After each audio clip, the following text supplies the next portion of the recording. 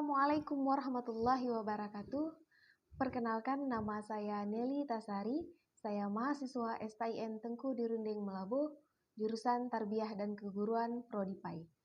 Baiklah, saya akan membahas tugas mata kuliah Tarik Tasyrik tentang tasyrik pada masa awal abad kedua sampai abad pertengahan keempat. Baiklah, jadi tasyrik di sini ialah sejarah terbentuknya perundang-undangan dalam Islam, baik pada masa risalah atau pada masa Nabi Muhammad SAW ataupun pada masa seterusnya, dari perspektif zaman di mana hukum-hukum tersebut itu dibentuk.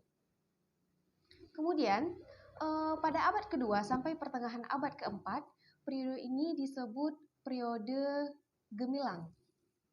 Jadi mengapa disebut periode gemilang? Karena fikih dan ijtihad ulama semakin berkembang, dan pada periode ini juga muncul berbagai mazhab, khususnya mazhab Maliki, Syafi'i, Hanafi, dan mazhab Hambali. Kemudian pada masa periode abad kedua sampai pertengahan abad keempat ini, kitab-kitab fikih pun mulai disusun pada periode ini, dan pemerintah pun mulai menganut salah satu mazhab fikih resmi negaranya, seperti dalam pemerintahan Daulah Abbasiyah yang menjadikan fikih mazhab Hanafi sebagai pegangan pada hakim di pengadilan. Jadi pada saat itu ketika ada permasalahan, para hakim menggunakan pegangan mazhab dari Hanafi. Jadi di samping sempurnanya penyusunan kitab fikih dalam berbagai mazhab, jadi dalam periode ini juga disusun kitab-kitab ushul fiqh seperti kitab Ar-Risalah yang disusun oleh Imam Syafi'i. Sebagaimana pada periode ketiga, pada periode ini fikih iftiradi semakin berkembang karena pendekatan yang dilakukan dalam fikih tidak lagi pendekatan aktual di kala itu. Jadi tetapi mulai bergeser pada pendekatan teoritis. Oleh sebab itu, hukum untuk permasalahan yang mungkin akan terjadi pun sudah ditemukan. Baik, selanjutnya ada faktor-faktor yang mendorong perkembangan tasyrik pada abad kedua sampai pertengahan abad keempat. Jadi, pada dinamika hukum Islam mencapai masa keemasan setelah runtuhnya Daulah Umayyah, naiknya Daulah Bani Abbasiyah memberikan angin segar bagi perkembangan hukum Islam. Jadi faktor utama yang mendorong perkembangan hukum ini ialah berkembangnya ilmu pengetahuan di dunia Islam. Pada masa ini juga merupakan kecermelangan hukum Islam fikih. Jadi pada masa ini fikih telah berkembang dan menjadi ilmu yang mandiri, di mana ditandai dengan mulai dirintisnya ilmu fikih, kemudian ada perumusan metodologi serta kaidah-kaidah ijtihad yang dipakai oleh para mujtahid dalam pengambilan hukum. Jadi para imam mazhab datang dengan tawaran metodologis yang matang. Jadi hal yang menyebabkan lahirnya masa keemasan pada masa abad kedua sampai pertengahan abad keempat ini ialah yang pertama, meluasnya daerah kekuasaan Islam.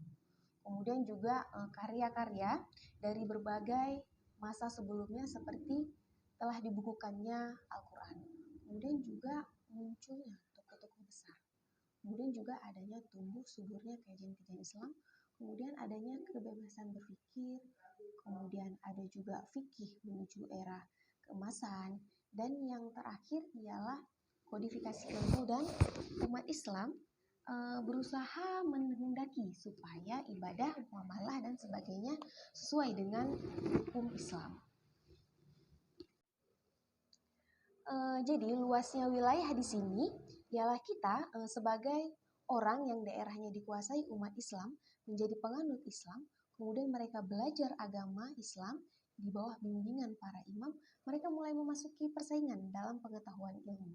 Di antaranya ialah ada ilmu kedokteran, ilmu logika, karya Aristoteles, dan lain sebagainya. Kemudian dalam luasnya ilmu pengetahuan di sini, dalam bidang ilmu pengetahuan telah terjadi perbedaan. Setiap kelompok memiliki cara berpikir tersendiri dalam memahami akidah Islam. Jadi selain itu terjadi pula pertarungan pemikiran antara mutakalimin, muhadisin, dan para fuqaha.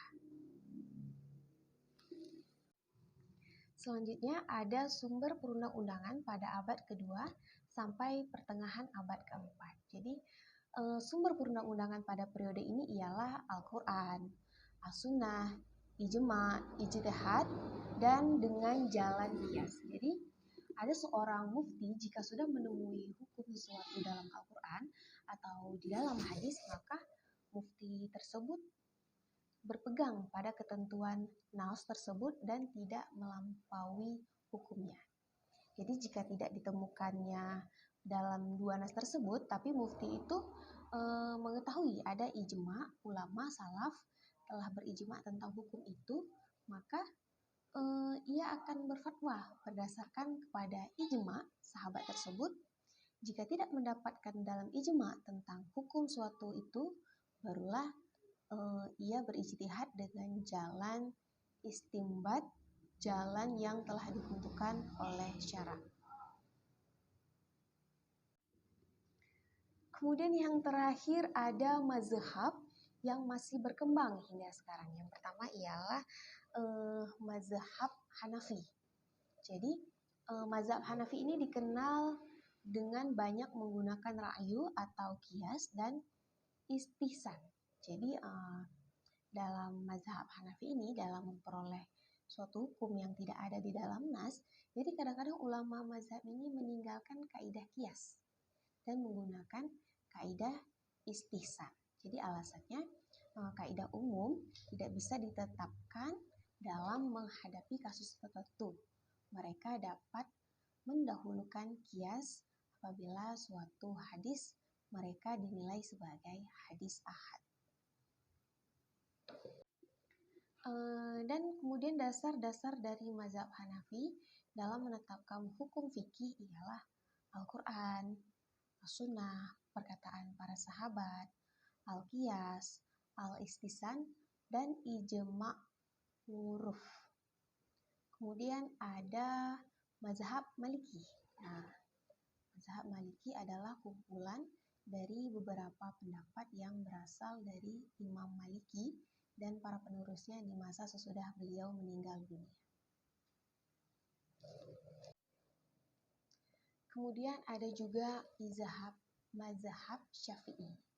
Jadi dasar-dasar mazhab Syafi'i dalam mengistinbatkan hukum syara, yang pertama ialah berdasarkan Alkitab, Sunnah Mutawatirah, kemudian ada Al-Ijma', kemudian ada Khabar Ahad, kemudian ada Al-Qiyas, kemudian yang terakhir ada Al-Istishab. Dan kemudian yang terakhir ada mazhab Hambali. Jadi prinsip dasar mazhab Hambali ialah yang pertama ialah nas Al-Quran atau nas hadis. Kemudian juga ada fatwa sebagai sahabat, kemudian pendapat sebagai sahabat, dan yang terakhir ialah hadis mursal dan hadis dhaif. Baiklah, demikianlah pembahasan saya tentang materi Tariq Tasyrik pada masa awal abad kedua sampai pertengahan abad keempat. Terima kasih. Assalamualaikum warahmatullahi wabarakatuh.